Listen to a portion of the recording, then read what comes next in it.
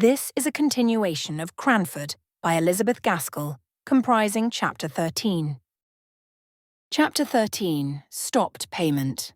The very Tuesday morning on which Mr. Johnson was going to show the fashions, the postwoman brought 2 letters to the house. I say the postwoman, but I should say the postman's wife.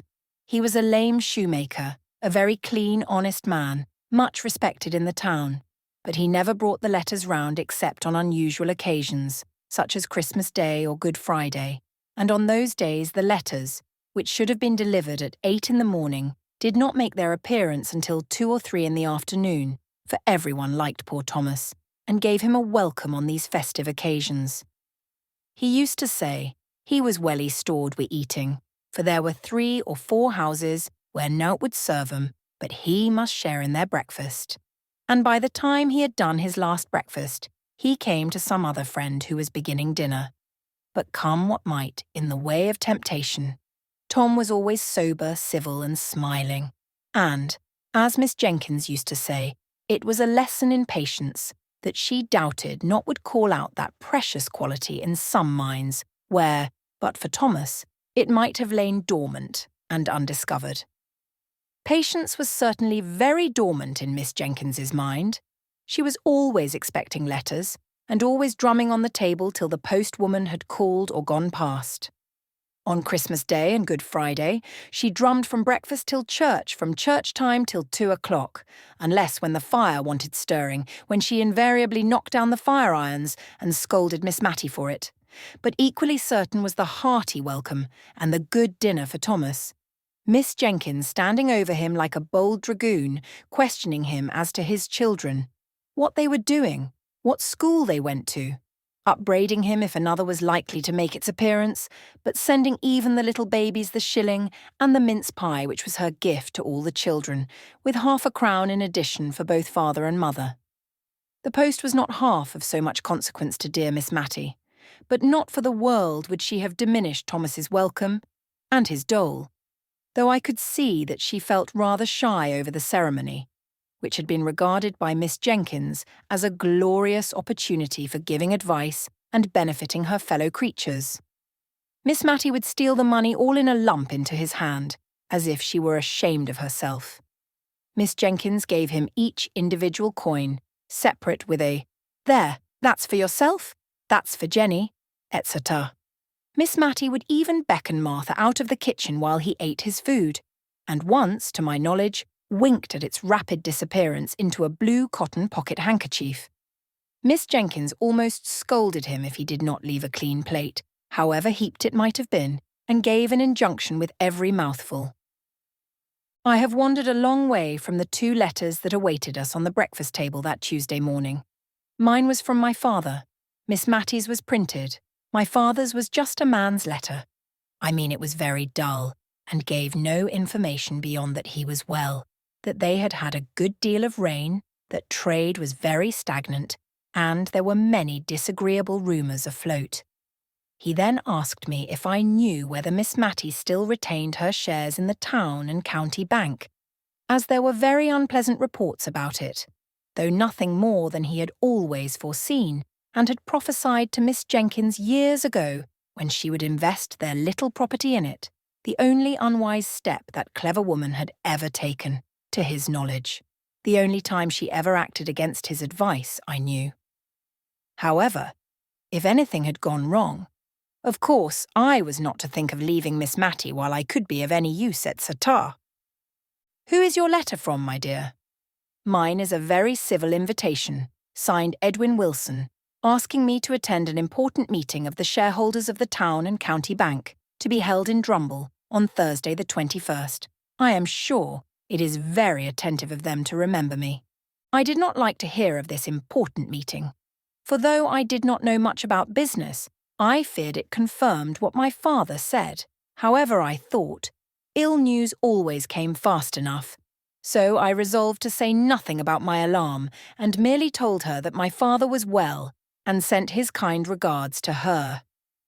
She kept turning over and admiring her letter.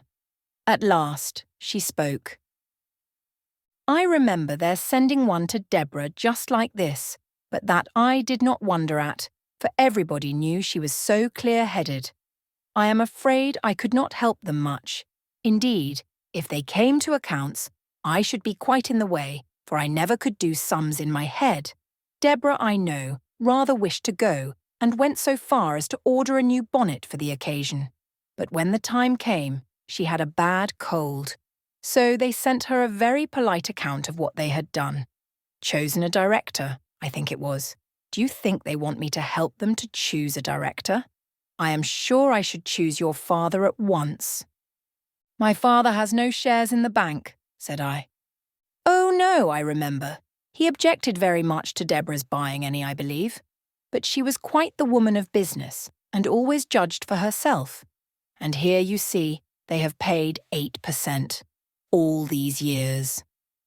It was a very uncomfortable subject to me with my half-knowledge, so I thought I would change the conversation, and I asked at what time she thought we had better go and see the fashions. Well, my dear, she said, the thing is this. It is not etiquette to go till after 12. But then, you see, all Cranford will be there, and one does not like to be too curious about dress and trimmings and caps with all the world looking on. It is never genteel to be over-curious on these occasions. Deborah had the knack of always looking as if the latest fashion was nothing new to her, a manner she had caught from Lady Arley, who did see all the new modes in London, you know. So I thought we would just slip down, for I do want this morning, soon after breakfast, half a pound of tea, and then we could go up and examine the things at our leisure, and see exactly how my new silk gown must be made, and then, after 12, we could go with our minds disengaged and free from thoughts of dress. We began to talk of Miss Mattie's new silk gown. I discovered that it would be really the first time in her life that she had had to choose anything of consequence for herself, for Miss Jenkins had always been the more decided character, whatever her taste might have been, and it is astonishing how such people carry the world before them by the mere force of will. Miss Mattie anticipated the sight of the glossy folds with as much delight as if the 5 sovereigns, set apart for the purchase, could buy all the silks in the shop, and, remembering my own loss of 2 hours in a toy shop before I could tell on what wonder to spend a silver 3pence, I was very glad that we were going early, that dear Miss Mattie might have leisure for the delights of perplexity. If a happy sea green could be met with, the gown was to be sea green. If not, she inclined to maize, and I to silver grey. And we discussed the requisite number of breadths until we arrived at the shop door. We were to buy the tea, select the silk, and then clamber up the iron corkscrew stairs that led into what was once a loft, though now a fashion showroom. The young men at Mr. Johnson's had on their best looks, and their best cravats, and pivoted themselves over the counter with surprising activity. They wanted to show us upstairs at once, but on the principle of business first and pleasure afterwards, we stayed to purchase the tea. Here Miss Mattie's absence of mind betrayed itself. If she was made aware that she had been drinking green tea at any time, she always thought it her duty to lie awake half through the night afterward. I have known her take it in ignorance many a time without such effects, and consequently green tea was prohibited the house. Yet, today she herself asked for the obnoxious article, under the impression that she was talking about the silk. However, the mistake was soon rectified, and then the silks were unrolled in good truth. By this time the shop was pretty well filled, for it was Cranford market day, and many of the farmers and country people from the neighbourhood round came in, sleeking down their hair and glancing shyly about, from under their eyelids, as anxious to take back some notion of the unusual gaiety to the mistress or the lasses at home, and yet feeling that they were out of place among the smart shopmen and gay shawls and summer prints. One honest-looking man, however, made his way up to the counter at which we stood, and boldly asked to look at a shawl or two. The other country folk confined themselves to the grocery side, but our neighbour was evidently too full of some kind intention towards mistress, wife, or daughter to be shy, and it soon became a question with me whether he or Miss Mattie would keep their shopman the longest time. He thought each shawl more beautiful than the last, and, as for Miss Matty, she smiled and sighed over each fresh bale that was brought out. One colour set off another, and the heap together would, as she said, make even the rainbow look poor. "I am afraid," said she, hesitating, "whichever I choose, I shall wish I had taken another. Look at this lovely crimson. It would be so warm in winter. But spring is coming on, you know. I wish I could have a gown for every season," said she, dropping her voice, as we all did in Cranford whenever we talked of anything we wished for but could not afford. "However," she continued in a louder and more cheerful tone, "it would give me a great deal of trouble to take care of them, if I had them. So, I think I'll only take one. But which must it be, my dear?"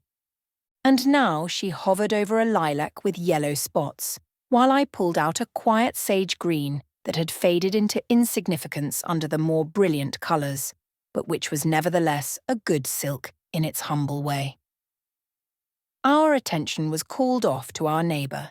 He had chosen a shawl of about 30 shillings value, and his face looked broadly happy, under the anticipation, no doubt, of the pleasant surprise he would give to some Molly or Jenny at home. He had tugged a leathern purse out of his breeches pocket and had offered a £5 note in payment for the shawl and for some parcels which had been brought round to him from the grocery counter. And it was just at this point that he attracted our notice. The shopman was examining the note with a puzzled, doubtful air. "Town and County Bank. I am not sure, sir, but I believe we have received a warning against notes issued by this bank only this morning. I will just step and ask Mr. Johnson, sir, but I'm afraid I must trouble you for payment in cash, or in a note of a different bank."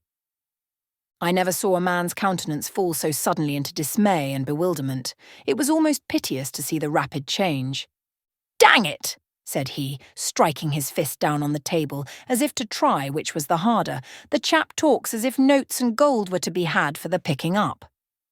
Miss Matty had forgotten her silk gown in her interest for the man. I don't think she had caught the name of the bank, and in my nervous cowardice I was anxious that she should not, and so I began admiring the yellow-spotted lilac gown that I had been utterly condemning only a minute before. But it was of no use. "What bank was it?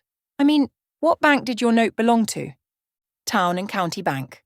"Let me see it," said she quietly to the shopman, gently taking it out of his hand as he brought it back to return it to the farmer. Mr. Johnson was very sorry, but, from information he had received, the notes issued by that bank were little better than waste paper. "I don't understand it," said Miss Matty to me in a low voice. "That is our bank, is it not? The Town and County Bank?" "Yes," said I. "This lilac silk will just match the ribbons in your new cap, I believe," I continued, holding up the folds so as to catch the light, and wishing that the man would make haste and be gone, and yet having a new wonder, that had only just sprung up, how far it was wise or right in me to allow Miss Matty to make this expensive purchase, if the affairs of the bank were really so bad as the refusal of the note implied. But Miss Matty put on the soft, dignified manner, peculiar to her, rarely used, and yet which became her so well, and laying her hand gently on mine, she said, "Never mind the silks for a few minutes, dear. I don't understand you, sir," turning now to the shopman, who had been attending to the farmer. "Is this a forged note?" "Oh, no, ma'am. It is a true note of its kind, but you see, ma'am, it is a joint stock bank, and there are reports out that it is likely to break. Mr. Johnson is only doing his duty, ma'am, as I am sure Mr. Dobson knows." But Mr. Dobson could not respond to the appealing bow by any answering smile. He was turning the note absently over in his fingers, looking gloomily enough at the parcel containing the lately chosen shawl. "It's hard upon a poor man," said he, "as earns every farthing with the sweat of his brow. However, there's no help for it. You must take back your shawl, my man. Lizzle must go on with her cloak for a while. And yon figs for the little ones. I promised them to 'em. I'll take them, but the bacco and the other things. I will give you 5 sovereigns for your note, my good man, said Miss Matty. "I think there is some great mistake about it, for I am one of the shareholders, and I'm sure they would have told me if things had not been going on right." The shopman whispered a word or two across the table to Miss Matty. She looked at him with a dubious air. "Perhaps so," said she, "but I don't pretend to understand business. I only know that if it is going to fail, and if honest people are to lose their money because they have taken our notes—" "I can't explain myself," said she, suddenly becoming aware that she had got into a long sentence with 4 people for audience. "Only I would rather exchange my gold for the note, if you please," turning to the farmer, "and then you can take your wife the shawl. It is only going without my gown a few days longer," she continued, speaking to me. "Then, I have no doubt, everything will be cleared up." "But if it is cleared up the wrong way," said I, "why then it will only have been common honesty in me, as a shareholder, to have given this good man the money. I am quite clear about it in my own mind, but you know I can never speak quite as comprehensibly as others can. Only you must give me your note, Mr. Dobson, if you please, and go on with your purchases with these sovereigns." The man looked at her with silent gratitude, too awkward to put his thanks into words, but he hung back for a minute or two, fumbling with his note. "I'm loth to make another one lose instead of me if it is a loss, but you see £5 is a deal of money to a man with a family, and, as you say, 10 to 1 in a day or two, the note will be as good as gold again." "No hope of that, my friend," said the shopman. "The more reason why I should take it," said Miss Matty quietly. She pushed her sovereigns towards the man, who slowly laid his note down in exchange. "Thank you. I will wait a day or two before I purchase any of these silks. Perhaps you will then have a greater choice. My dear, will you come upstairs?" We inspected the fashions with as minute and curious an interest as if the gown to be made after them had been bought. I could not see that the little event in the shop below had in the least damped Miss Matty's curiosity as to the make of sleeves or the sit of skirts. She once or twice exchanged congratulations with me on our private and leisurely view of the bonnets and shawls. But I was, all the time, not so sure that our examination was so utterly private, for I caught glimpses of a figure dodging behind the cloaks and mantles, and, by a dexterous move, I came face to face with Miss Pole, also in morning costume, the principal feature of which was her being without teeth and wearing a veil to conceal the deficiency, come on the same errand as ourselves. But she quickly took her departure because, as she said, she had a bad headache and did not feel herself up to conversation. As we came down through the shop, the civil Mr. Johnson was awaiting us. He had been informed of the exchange of the note for gold, and with much good feeling and real kindness, but with a little want of tact, he wished to condole with Miss Matty and impress upon her the true state of the case. I could only hope that he had heard an exaggerated rumour, for he said that her shares were worse than nothing, and that the bank could not pay a shilling in the pound. I was glad that Miss Matty seemed still a little incredulous, but I could not tell how much of this was real or assumed, with that self-control which seemed habitual to ladies of Miss Matty's standing in Cranford, who would have thought their dignity compromised by the slightest expression of surprise, dismay, or any similar feeling to an inferior in station or in a public shop.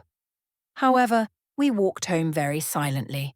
I am ashamed to say, I believe I was rather vexed and annoyed at Miss Matty's conduct in taking the note to herself so decidedly. I had so set my heart upon her having a new silk gown, which she wanted sadly. In general, she was so undecided anybody might turn her round. In this case, I had felt that it was no use attempting it, but I was not the less put out at the result. Somehow, after 12 o'clock, we both acknowledged to a sated curiosity about the fashions, and to a certain fatigue of body, which was in fact depression of mind, that indisposed us to go out again. But still we never spoke of the note, till, all at once, something possessed me to ask Miss Matty if she would think it her duty to offer sovereigns for all the notes of the town and county bank she met with. I could have bitten my tongue out the minute I had said it, She looked up rather sadly and as if I had thrown a new perplexity into her already distressed mind, and for a minute or two she did not speak. Then she said, "My own dear Miss Matty," without a shade of reproach in her voice. "My dear, I never feel as if my mind was what people call very strong, and it's often hard enough work for me to settle what I ought to do with the case right before me. I was very thankful that I saw my duty this morning, with the poor man standing by me. But it's rather a strain upon me to keep thinking and thinking what I should do if such and such a thing happened. And I believe I had rather wait and see what really does come, and I don't doubt I shall be helped then, if I don't fidget myself, and get too anxious beforehand. You know, love, I'm not like Deborah. If Deborah had lived, I've no doubt she would have seen after them, before they had got themselves into this state." We had neither of us much appetite for dinner, though we tried to talk cheerfully about indifferent things. When we returned into the drawing-room, Miss Matty unlocked her desk and began to look over her account books. I was so penitent for what I had said in the morning that I did not choose to take upon myself the presumption to suppose that I could assist her. I rather left her alone, as, with puzzled brow, her eye followed her pen up and down the ruled page. By and by she shut the book, locked the desk, and came and drew a chair to mine, where I sat in moody sorrow over the fire. I stole my hand into hers, she clasped it, but did not speak a word. At last she said with forced composure in her voice, "If that bank goes wrong, I shall lose £149, 13 shillings and fourpence a year. I shall only have £13 a year left." I squeezed her hand hard and tight. I did not know what to say. Presently, it was too dark to see her face. I felt her fingers work convulsively in my grasp, and I knew she was going to speak again. I heard the sobs in her voice as she said, "I hope it's not wrong, not wicked, but oh, I am so glad poor Deborah is spared this. She could not have borne to come down in the world. She had such a noble, lofty spirit." This was all she said about the sister who had insisted upon investing their little property in that unlucky bank. We were later in lighting the candle than usual that night, and until that light shamed us into speaking, we sat together very silently and sadly. However, we took to our work after tea with a kind of forced cheerfulness, which soon became real as far as it went, talking of that never-ending wonder, Lady Glenmire's engagement. Miss Matty was almost coming round to think it a good thing. I don't mean to deny that men are troublesome in a house. I don't judge from my own experience, for my father was neatness itself, and wiped his shoes on coming in as carefully as any woman. But still, a man has a sort of knowledge of what should be done in difficulties, that it is very pleasant to have one at hand ready to lean upon. Now, Lady Glenmire, instead of being tossed about and wondering where she is to settle, will be certain of a home among pleasant and kind people, such as our good Miss Pole and Mrs. Forrester. And Mr. Hoggins is really a very personable man. And as for his manners, why, if they are not very polished, I have known people with very good hearts and very clever minds too, who were not what some people reckoned refined, but who were both true and tender. She fell off into a soft reverie about Mr. Holbrook, and I did not interrupt her. I was so busy maturing a plan I had had in my mind for some days, but which this threatened failure of the bank had brought to a crisis. That night, after Miss Matty went to bed, I treacherously lighted the candle again, and sat down in the drawing-room to compose a letter to the Aga Jenkins, a letter which should affect him if he were Peter, and yet seem a mere statement of dry facts if he were a stranger. The church clock pealed out 2 before I had done. The next morning news came, both official and otherwise, that the town and county bank had stopped payment. Miss Matty was ruined.